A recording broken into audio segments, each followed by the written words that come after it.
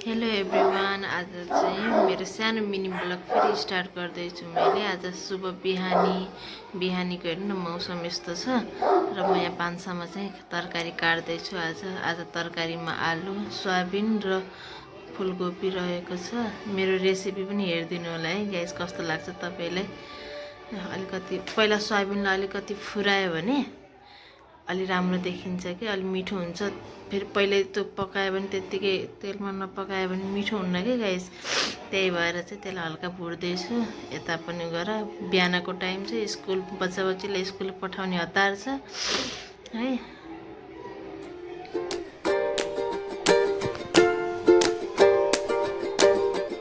फेरि म तरकारीमा अब प्याज काटेर अलिकति तेल हालेँ। प्याज र खुर्सानी लसुनको पातहरू पुऱ्याउँदैछु अनि त्यसपछि अलिअलि चलाउँदैछु अनि त्यसलाई हल्का चलाएर अब त्यसमा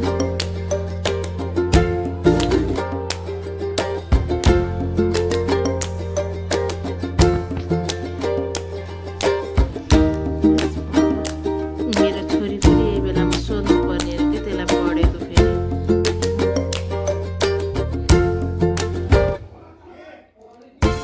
चलाएर त्यसमा चाहिँ म थोरै मसला एड गर्छु। मसला हाल्यो भने अलिक मिठो लाग्छ कि, नत्र भने गोपी र आलुमा मसला नहाल्यो भने मिठो पनि हुँदैन। त्यही भएर थोरै मसला। अब यस्तो लुक चाहिँ यस्तो भइरहेछ है गाइस, हेर्नु कस्तो छ लुक आलु र गोपी। अब यसमा चाहिँ म अघि भुटेर राखेको सोयाबिन एड गरिदिन्छु। पहिले हाल्यो भने अलिक फ्यात्त हुन्छ, त्यही भएर मैले सोयाबिन एड गर्दैछु अलिक पछि। अब त्यसलाई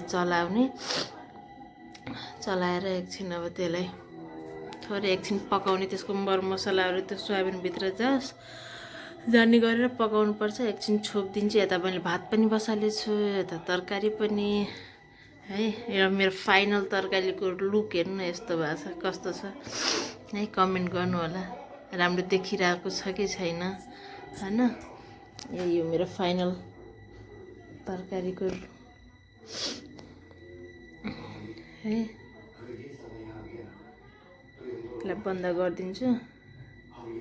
अब यसमा खानासाना खाएर हामी चाहिँ अब छोरी गइसकेको थिएँ नि त, अब आउने बेला भइसक्यो। घरको कामसाम भ्याएर चाहिँ म रेडी भएको। रेडी त के भने कपडा सपडा चेन्ज गरेको। अब के गर्ने, त्यसपछि मेरो अब अलिकति लुक हेर्नु होला है गाइस। त्यही मेरो लुक हेर्ने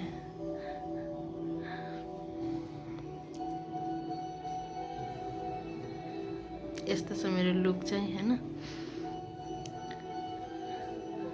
मेरो छोरी पनि आइसकिन् होइन। छोरी जाँदाखेरि चाहिँ एकदम हाँसी खुसी जान्छन्, आउँदा अलिक मोबाइल देखेर अलिकति हाँसिन्छन्। नत्र यता अब बच्चा बच्ची त भइहाल्यो है, पढाइ त्यस्तै त हो बच्चा बच्ची। दिनभरि आज झन् यस्तो जाडो थियो यहाँ, दिनभरि एकचोटि घाम पनि लागेन।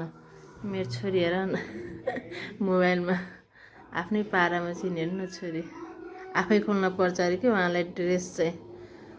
तपाईँले खोल्नु पर्दैन, म आफै खोलिहाल्छु भनेपछि नि, त्यही भएर मैले उनलाई आफै खोल्न सिकाउनु पनि पऱ्यो गाइस। कहिले काहीँ अब बिरामी भइन्छ नि त आफू पनि। त्यही भएर बच्चा बच्चाले अलिअलि आफ्नो काम आफै सिकायो भने राम्रो पनि हुन्छ होइन।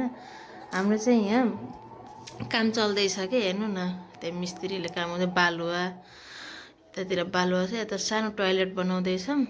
त्यसको आज जगसग राखिरहेछौँ। यता तलको लागि के, तलको टोयलेट बिग्रिएको थियो, त्यही बनाउन लाग्छौँ। जगसगमा आज गिट्टीहरू गराउँदै हुनुहुन्छ। अनि त्यसपछि यही हो, गिट्टाहरू इट्टाहरू सब निकालेर राखेछन्। यहाँ मम्मी चाहिँ टिभी हेरिराख्नु भएको छ। ल हस् त, bye guys. Thank you for watching video. Mini blog चाहिँ हेर्दै